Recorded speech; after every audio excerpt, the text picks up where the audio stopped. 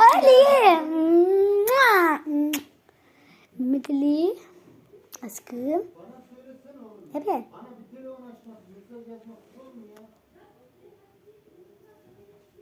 Mehmet Ali.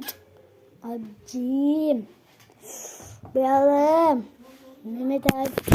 Mehmet Ali'ciğim. Bak bir daha yaparsın şunu. Bakın bu Mert ablamın arkadaşı. Yani benim de kuzenim. Değil mi? Hayır. Hayır. Nereye? Nereye? Seni çekiyorum. Seni babaya göstereceğim. Nereye? Mehmet. Heh. Mehmet. Oğlum gel buraya yemek yiyeceğiz. Hayır.